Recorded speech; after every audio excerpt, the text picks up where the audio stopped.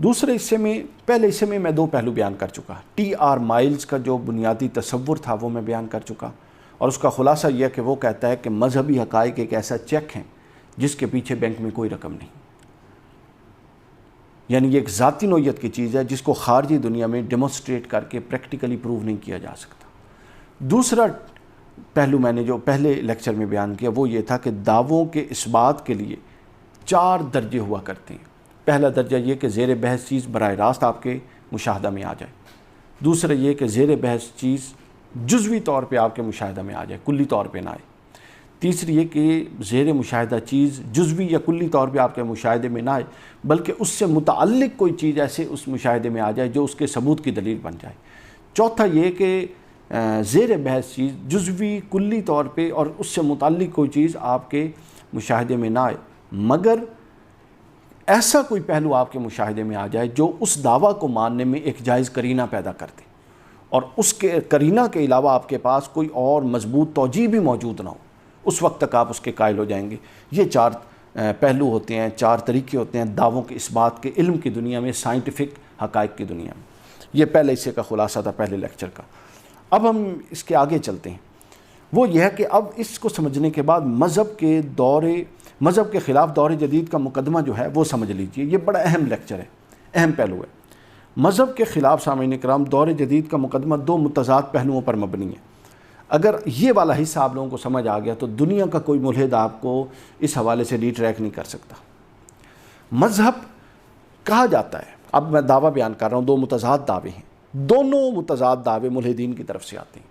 جب سائنس کے اثبات یا سائنسی حقائق یا کائناتی حقائق کے اثبات کی بات آتی ہے تو وہ ایک طرز استدلال کو قبول کرتے ہیں. جب مذہب کے اثبات کی بات آتی ہے تو وہی طرز استدلال جو سائنس کے باب میں ان کو قبول تھا، مذہب کے باب میں وہ اس کو قبول نہیں کرتے. میں آپ کے سامنے مثال پیش کرتا ہوں، بتاتا ہوں، پھر آپ کو یہ سمجھ آ جائے گی. کہا جاتا ہے کہ مذہب چونکہ ایسے عقائد کا مجموعہ کا نام ہے جس کا خارجی محسوس زندگی میں عملی اظہار، عملی اثبات، ڈیمونسٹریشن، پریکٹیکل اور فزیکل ڈیمونسٹریشن ممکن نہیں، لہٰذا یہ ایک شخصی عقیدے کی ذاتی نوعیت کی چیز ہے، لہٰذا دوسروں کے لیے اس کے ماننے کی توقع رکھنا درست نہیں. ایک بات یہ مذہب کے بارے میں. دوسری اب یہ ایک اور طلب بات، یہ یعنی مذہب کے انکار کی اساس یہ ہے کہ مذہبی حقائق خارجی دنیا میں قابل تجربہ اور ڈیمونسٹریشن اور پریکٹیکلی پروف نہیں ہو سکتے. انکار کی بنیاد یہ ہے. دوسری طرف سنیے، کہتے ہیں کہ فلاسفہ اور سائنسدانوں کی ایک جماعت یہ کہہ رہی ہے کہ جدید دریافتوں نے جو عالم خارجی میں ہوئی ہیں، یعنی یہ جدید دریافتیں جو عالم خارجی میں ہوئی ہیں، انہوں نے مذہبی حقائق کو باطل ثابت کر دیا، اور ثبوت کا سائنسی طریق وہی ہے، یعنی عالم خارجی میں موجود محسوس طریق پر ثابت کرنا. آپ اندازہ سمجھیے میری بات، یعنی توجہ ذرا کریں نا فیضان صاحب. مذہب کے بارے میں وہ کہتے ہیں کہ مذہب کے انکار کی بنیاد یہ ہے کہ مذہبی حقائق کو عالم خارجی میں پروف نہیں کیا جا سکتا، اور دوسری طرف یہ کہتے ہیں کہ سائنسدانوں نے جدید دریافتوں کے ذریعے جو عالم خارجی میں جدید دریافتیں ہوئی ہیں مذہبی عقائد کو باطل ثابت کر دیا. پر جس شے کو عالم خارجی میں پروف نہیں کیا جا سکتا اس کو عالم خارجی میں دریافتوں کے ذریعے باطل کیسے ثابت کیا جا سکتا ہے؟ پوائنٹ نہیں سمجھے؟ یعنی مذہبی حقائق کو عالم خارجی سے مراد ہے اس دنیا میں، عالم داخلی یہ انسان. مذہبی حقائق کو وہ کہتے ہیں ہم اس لیے نہیں مانتے، ان کو سائنسی طریقے سے پریکٹیکلی ڈیمونسٹریٹ نہیں کیا جا سکتا. باہر کی اگر کیا جا سکتا، جس طرح کہ آپ خون کے قطرے کو کرتے ہیں، اس کے اندر دعویٰ ہے کہ سیلز ہیں، دوربین سے دیکھ کے مان لیتے ہیں سیلز ہیں، نظر آ جاتی ہیں.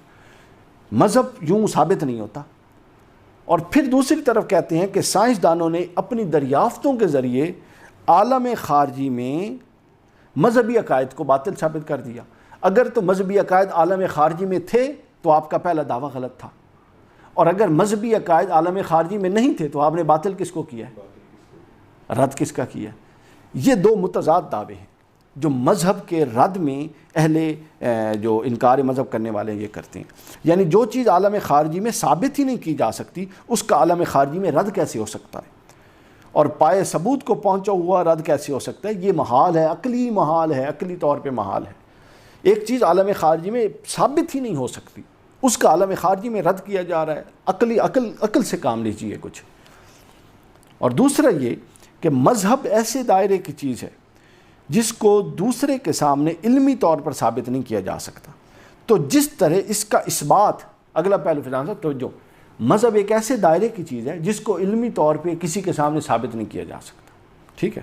اچھا، تو جس طرح اس کا ثبوت کرنا ممکن نہیں ہے، اسی طریقے سے جو شے ثابت نہیں کی جا سکتی اس کا انکار بھی نہیں کیا جا سکتا. یہ بھی عقل کے مسلمات میں سے. تو جب ثبوت کی بات آتی ہے تو وہ کہتے ہیں مذہب ثابت نہیں کیا جا سکتا، کہتے ہیں ہم نے مذہب کا انکار کر دیا. بھائی جو شے ثابت نہیں ہے اس کا انکار بھی نہیں ہو سکتا. انکار کے لیے تو ثبوت لازمی ہے. تو مذہب کا انکار اور انکار مذہب پر کام، یہ خود اس بات کی دلیل ہے کہ مذہب ایک حقیقت ہے. یعنی مذہب ایسے دائرے کی چیز کہ دوسرے کے سامنے علمی طور پہ ثابت نہیں کیا جا سکتا. تو جس طرح اس کا اثبات ممکن نہیں ہے مسلمہ عقلیات کی روح سے، اس کا رد بھی ناممکن ہوتا ہے. یہ اب اگر کوئی اس حقیقت کو سمجھ جائے جو میں عرض کر رہا ہوں تو الہاد کی جڑ اکھڑ گئی ہے اس وقت. آگے چلیے. دور جدید کے موقف کا مطلب یہ ہے، اب سمجھیے یہ جو دوہری پالیسی چل رہی ہے نا جس کو میں متضاد موقف کہہ رہا ہوں وہ سن لیجیے. دور جدید کے موقف کا مطلب یہ ہے کہ جب ہم مذہب کو علمی دلائل سے مدلل کرنا چاہیں تو وہ کہتے ہیں کہ تم فضول کوشش کر رہے ہو، کیونکہ مذہب ثابت کرنے کی چیز ہی نہیں. لیکن جب وہ خود مذہب کے خلاف دلیل قائم کرنا چاہیں تو مذہب کو ایک ایسے دائرے کی چیز بنا سکتے ہیں جس کا علمی طور پہ اثبات یا رد ممکن ہوتا ہے اور اس پر دلائل قائم کیے جاتے ہیں. اب بتائیں بندہ جائے تو کدھر جائے؟ یعنی دوہرے معیار کا یہ عالم ہے. اس تضاد کی وجہ سمجھ لیجئے. اس تضاد کی وجہ بنیادی طور پہ اندر کا نقص اور خامی ہے اور کجی ہے اور بھدا پن ہے اور کمزور استدلال ہے. وجہ یہ ہے کہ مذہب واقعی، کیا ہمارا کوئی نوجوان پوچھ سکتا ہے کیا واقعی مذہب اس دائرے کی چیز ہے جہاں دلائل قائم نہیں کیے جا سکتے؟ بالکل. اس کی وجہ یہ ہے کہ مخالفین مذہب یہ نہیں چاہتے. مذہب ہرگز ایسی دائرے کی چیز نہیں ہے جس پر دلائل قائم نہیں کیے جا سکتے، بلکہ مذہب کے اس بات پر مضبوط ترین دلائل قائم کیے جا سکتے ہیں اور کیے گئے ہیں. تاریخ اسلام مضبوط ذہنوں نے کیے ہیں. لیکن منکرین مذہب جو ہیں وہ نہیں چاہتے کہ جس اصول سے استدلال کے تحت انہوں نے مذہب کا رد کیا، اسی اصول سے استدلال کے تحت مذہب کو ماننے والے مذہب کا اثبات کریں اور اسی اصول کو اثبات مذہب کے لیے استعمال کریں.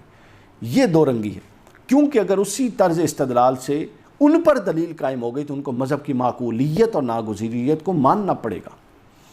یہ خوف ہے جس کی بنیاد پہ وہ اثبات مذہب کے لیے ایک اور پینترا بدلتے ہیں اور انکار مذہب کے لیے ایک اور پینترا بدلتے ہیں. اثبات عقلیات کے لیے اور اثبات سائنسیات کے لیے ایک اور پینترا بدلتے ہیں. اور وہی استدلال اور وہی منہج اگر اثبات مذہب کے لیے لائیں تو ایک اور پینترا بدل جاتے ہیں. تو یہ اندر کا خوف ہے بنیادی طور پہ. اس کی ایک مثال سمجھ لیجئے، بلکہ یہ بالکل ایسی بات ہے، مثلا ایک کیس عدالت میں ہے، دونوں کو حق ہے اپنا اپنا مقدمہ اپنا وکیل کریں جو فریقین کے حق میں دلائل دے. انکار مذہب والے یہ کہتے ہیں کہ ہم انکار مذہب والے تو اپنا وکیل کریں گے، لیکن جو مذہب کو ماننے والے ہیں ان کو اجازت نہیں ہے کہ وہ اپنا وکیل کریں اور دلائل دیں، حالانکہ یہ دونوں کا رائٹ ہے. اسی طرح یہ بالکل رائٹ فل بات ہے کہ اگر انکار مذہب کے جو استدلال بنیاد قائم ہوئے ہیں کہ مذہب خارج میں ثابت نہیں ہو سکتا، تو پھر یہ استدلال جو قائم کیا گیا کہ مذہب کا جدید ٹیکنالوجی نے مذہب کا رد کر دیا، تو وہ رد کیسے ہو سکتا ہے؟ وہ تو ثابت ہی نہیں ہوا تھا. وہ رد کیسے ہو سکتا ہے؟ وہ تو ثابت ہی نہیں ہوا تھا. اور دوسری بات یہ کہ خود جب انکار مذہب کرنا ہوتا ہے تو مذہب کو ایک ایسی دائرے کی چیز بنا دیتے ہیں جس کو دلائل کے ساتھ مدلل کیا جا سکتا ہے. اور جب کوئی مذہب کو ماننے والا مذہب کے اثبات میں دلائل لائے تو اس کو ایک ایسے دائرے کی چیز بنا سکتے ہیں کہ اس کو دلائل سے مدلل بھی نہیں کیا جا سکتا. یعنی اپنے ہی طرز استدلال سے بھاگے ہوئے ہیں. یہ ہے اصل بات. اب اس حوالے سے آپ اصولی موقف سن لیجیے. اصولی موقف، اگر اصول یہ ہے کہ حقیقت صرف اور صرف مشاہدے اور تجربے سے ثابت ہو جیسا کہ سائنس والوں کا دعویٰ ہے، تو مذہب مخالفین کا موقف صرف اس وقت درست ہوگا جب انہوں نے مشاہدہ اور تجربے کے ذریعے براہ راست یہ معلوم کر لیا ہو کہ ثابت کر دیا ہو کہ مذہب فی الواقع کوئی شے نہیں. یعنی ان کا دعویٰ انکار مذہب والوں کا تب مانیں گے، تب مانا جا سکتا ہے کہ انہوں نے عالم خارجی میں پروف کر، ٹھیک ہے ہم پروف نہیں کر سکے فیضان صاحب، ہم پروف نہیں کر سکے کہ عالم خارجی میں یہ مذہبی حقائق پڑے ہیں، تو وہ عالم خارجی میں مذہب کا رد بھی تو نہیں کر سکتے کہ اے مذہب دا رد پہ ہے، تو ہمارا سٹیٹس تو برابر ہو گیا، تو پھر مذہب کا انکار کیسے ہو سکتے، سمجھے نا۔ دوسری چیز یہ ہے کہ ایسا دعویٰ صرف اس صورت میں قبول ہوگا جب کسی کا مشاہدہ اس حد تک کامل ہو کہ وہ کہے کہ میں نے اس کائنات کے اندر باہر ہر چیز آخری حد تک دیکھ لی، مگر مذہب کا، خدا کا، جنت کا، دوزخ کا، فرشتوں کا اور مذہب کے دیگر حقائق کا میں نے تو کوئی سراغ نہیں پایا۔ کیا کائنات میں کوئی شخص ایسا ہے جو یہ دعویٰ کر سکے میں نے پوری کائنات کو دیکھ لیا ہے، نہ خدا ہے، نہ جنت ہے، نہ دوزخ ہے، میں نے پورا چھان لیا ہے؟ نہیں، یہ جس کمرے میں میں بیٹھا ہوں اس کمرے سے متعلق میں دعویٰ کر سکتا ہوں اس کمرے میں فلاں چیز پڑی یا فلاں نہیں پڑی۔ اس طرح کا دعویٰ کوئی کائنات سے متعلق اگر کر سکے تو پھر اس کی بات مانی جائے گی انکار مذہب کی، لیکن کری نہیں۔ یہ بھی محال عقلی ہے، خود سائنس کہتی ہے محال عقلی ہے، اور کائنات ایکسپینڈڈ ہے ایوری ٹائم، مطلب ٹائم ٹو ٹائم ایکسپینڈڈ، آگے بڑھ رہی ہے، تو اس کا کون مشاہدہ کر سکتا ہے؟ پوری کا یوں ایک طرح کے ایک ایک کونا اس کا دیکھ چکا ہو اور کاملیت سے دعویٰ کر رہا ہو کہ کوئی مذہب نہیں ہے، کوئی مذہبی حقائق نہیں ہے، ایسا نہیں ہے۔ اگلی بات یہ ہے، اگلا سوال یہ پیدا ہوتا ہے کہ پھر استدلال کا کون سا طریقہ ہے جس سے مذہب مخالف مواد حاصل کرتا ہے؟ تو جواب آیا کہ یہ انکار مذہب کے براہ راست مشاہدے سے نہیں ہے، بلکہ مذہب کی بعض توجیہات کا مشاہدہ ہے جس کا انکار کرتے ہیں اور وہاں سے انکار مذہب کا راہ کھول دیتے ہیں۔ اب بتائیے سائنس کے کتنے تصورات ایسے ہیں جو پچھلے 50 سالوں میں مانے گئے اور رد کر دیے گئے؟ کیا اگر 4 تصورات جو حقائق یونیورسل ٹروتھ تھے کائنات کے اندر، وہ قوتیں موجود تھیں جس کو بعد ازاں گریویٹیشنل فورس اور مختلف لا آف ریلیٹیوٹی کے ذریعے دریافت کیا گیا، اس سے پہلے بہت ساری دریافت کی گئی، لیکن اگر کوئی ایک تھیوری، 2 تھیوری جو کہ انٹرپریٹیشن ہے، حقیقت اپنی جگہ اس کی موجود ہے، جو بھی چیز ہے اس کی انٹرپریٹیشن کرنے والے کی انٹرپریٹیشن وقت کے ساتھ غلط ہو جائے تو کیا ایک اصول بن جاتا ہے کہ اس حقیقت کا بعد ازاں انکار کر دیا جائے چونکہ ایک انٹرپریٹیشن کرنے والے نے اس کی توجیہ غلط کر دی ہے؟ عجیب بات، عقل کے بھی خلاف ہے یہ بات۔ اگر مذہب کے کسی حقیقت کی توجیہ کسی کمزور ذہن والے نے کمزور کر دی ہے، کمزور توجیہ کر دی ہے، کمزور استدلال اور بنیاد کر لی ہے، تو کیا اس بات سے یہ بات ثابت ہو جائے گی کہ اب مذہب کا وہ حقیقت جس کی اس نے کمزور توجیہ کی ہے اور دیگر حقائق سب کا انکار کر دیا جائے؟ خلاف عقل ہے، سمجھ سے باہر ہے۔ یعنی انکار مذہب والوں کے بنیادیں جتنی کمزور میں نے پائی ہیں، مطلب اللہ کی شان، اور مجھے حیرت ہوتی ہے کہ وہ لوگ نوجوان جی ہم عقلی بنیادوں پر سمجھیں گے، وہ کون سی عقلی بنیادوں پہ سمجھ کے ان سے متاثر ہوتی ہیں؟ بس تھوڑے غور کی ضرورت ہے۔ اصل نقطہ یہ ہے کہ اگر آپ انکار کرنے والوں کی بنا انکار بنیاد نہیں سمجھتے کہ وہ کس استدلال کس چیز پر رکھ رہے ہیں، اور آپ کنفیوژن میں چلے جاتے ہیں، یہ بھی دلیل یہ بھی دلیل، یار انہوں نے تو اتنی دلائل دے دی، پھر کنفیوژن ہے۔ اگر آپ ان کی بنا استدلال سمجھ لیں پھر کوئی کنفیوژن نہیں ہے، اس پر گرفت ہوتی ہے اور زبردست گرفت ہوتی ہے، اور یہ کوئی مسئلہ نہیں ہے گرفت کرنا۔ اچھا، تو میں یہ عرض کر رہا تھا کہ انکار مذہب کی راہ یوں کھلی کہ کسی ایک مذہبی توجیہ کی کمزور انٹرپریٹیشن، کسی ایک مذہبی پہلو کی کمزور انٹرپریٹیشن انہوں نے پکڑ لی اور وہاں سے انہوں نے جناب اس کے خلاف عقل توجیہ کو پایا، یا کسی ایک عقیدے کو مذہب کے اپنے عقل کے مطابق اس کے خلاف پایا، جبکہ ہمارا تو اصول ہی مختلف ہے۔ اسلام کا جو عقلی تصور ہے اور عقلی بنیادوں پر اسلام کا اثبات ہے، وہ یہ نہیں ہے کہ ہر پہلو ہر عقیدہ ہم عقلی طور پہ ثابت کریں گے، اس کا منہج اور ہے، اس پر آگے کہیں بات کریں گے۔ تو یہ وہ ایک پہلو تھا جس سے انکار مذہب کرنے والوں نے اپنا مواد لیا۔ یہاں پہنچ کر پہلا اصول جو ذہن جدید کی وجہ تھی باطل ہو گیا کہ مذہب کو سائنسی دریافتوں نے باطل ثابت کر دیا۔ ہرگز سائنسی دریافتوں نے باطل ثابت نہیں کیا۔ اس کے بعد یہ مذہب مخالف مواد کن مشاہدات سے حاصل ہوا، یہ میں نے آپ کن مشاہدات کی توجیہ سے حاصل ہوا، اس کی میں آپ کو مثال دے دیتا ہوں۔ جیسا کہ میں نے بتا دیا کہ بعض مذہبی پہلوؤں کی غلط توجیہ سے یا کسی نے کر دی یا وقت کے ساتھ وہ ہو گئی، وہ کسی ایک فرد کی انٹرپریٹیشن تھی، اس کا مذہب کی اساس سے تعلق نہیں تھا، اس کی بنیاد پہ انکار مذہب کر دیا۔ مثال لے لیجئے، مثلا عالم افلاک میں باہمی کشمکش کو دریافت کرنے کے بعد، مثلا اگر کسی نے یہ بنیاد قائم کی کہ یہ کائنات کھڑی ہے. یہ توجہ سے سنیے جی پوائنٹ. اگر کسی نے یہ بنیاد قائم کی کہ یہ کائنات اللہ نے اپنی طاقت سے کھڑی کی ہوئی ہے، یہ آسمان اپنی طاقت سے کھڑا کیا، ستارے کھڑے ہیں، اور بعد میں تحقیق نے ایک قوت دریافت کر دی کہ ان کے درمیان جو ایک قوت ہے جس کو اپنا مختلف نام دیے گئے ہیں، قانون کشش ان میں موجود ہے اور یہ اس قانون کشش کی وجہ سے قائم ہے. تو اس کو بنیاد بنا کے انہوں نے کہا چونکہ پہلے یہ کہا گیا تھا کہ ان ستاروں کو اللہ نے پکڑا ہوا اور کھڑا کیا ہوا ہے اور اس نے مینیج کیا ہوا ہے، اب چونکہ قانون دریافت ہو گیا لہٰذا اب اللہ کی ضرورت نہیں رہی، خدا کی ضرورت نہیں رہی اور مذہب کی ضرورت نہیں رہی. مذہب ریپلیس ہو گیا قانون سے. بنیاد بھی کمزور تھی جنہوں نے دعویٰ کیا. مطلب یہ صرف ایک کام تو نہیں ہے نا. اور آگے جنہوں نے استدلال کیا وہ بھی کمزور تھا، کیونکہ یہ استدلال انہوں نے کیا کہ اب تو قانون دریافت ہو چکا ہے، کشش ہے، ان تمام اجسام ایک دوسرے کو کھینچتے ہیں، ان میں قوت ہے، یہ ایک دوسرے کو مینیج رکھتے ہیں. تو سوال یہ پیدا ہوتا ہے کہ پھر ان میں قوت خود سے آئی ہے یا کوئی قوت بھی پیدا کرنے والا ہے؟ اگلا سوال. تو مذہب، انکار مذہب پیچھے رہ جاتا ہے. وہ یہ کہتے ہیں کہ اب چونکہ الٹرنیٹ قانون ہمارے پاس دریافت ہو گیا لہٰذا اب مذہب کو ریپلیس کر دیا ہے ٹھنڈے مزاج سے، اور ہم پریشان ہو جاتے ہیں کہ یار دیکھو انہوں نے پتنی کی کر دیتے ہیں. پنکھا ہوا دے رہا ہے، ہاں، اس کے پیچھے ثابت ہوا کہ پنکھا چل رہا ہے، پنکھا چل رہا ہے. اب ہم اس بات کو رد نہیں کر سکتے بجلی کے آ جانے پر، ہاں، بجلی کی وجہ سے چل رہا ہے لہٰذا اب پنکھا رد ہو گیا تو ہوا آ رہی ہے. پھر اب بجلی پر استدلال کریں، پھر چلتے چلتے کہاں تک جائیں گے؟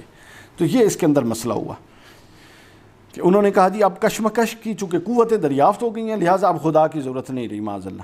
ہوا یوں کہ اہل مذہب کی طرف سے اس بات خدا کے جو دلائل پیش ہوئے، یہ سب سے اہم نقطہ ہے، وہ بڑے کمزور تھے. جب سے چونکہ اسلام کا مزاج اساسی طور پہ عقلی نہیں تھا، بعد میں معتزلہ آئے، پھر عقلی بنا، پھر اس میں اہل عقل اور اہل نقل دونوں چلتے رہے. ٹھیک ہو گیا. اب ہوا کیا، چلتے دونوں طبقے رہے، لیکن جب اہل عقل نے اعتراض کیا نا پچھلی 2 صدیوں میں، تو جو علماء کرام تھے انہوں نے جو اپنا خدا کے اثبات کے لیے، خدا کے وجود کے اثبات کے لیے دلائل پیش کیے وہ کمزور تھے. جیسا کہ میں نے ایک عرض کر دیا، ستاروں کا کھڑا ہونا اور اس طرح کی چیزیں. اب ان کے مخالفین نے ان اعتراضات، ان دلائل کا رد کر کے یوں سمجھ لیا کہ مذہب کا رد ہو چکا ہے. انہوں نے اس کا رد کر کے سمجھ لیا کہ مذہب کا رد ہو چکا ہے، لاؤ جی اب موج ہو گئی، کام بہترین ہو گیا.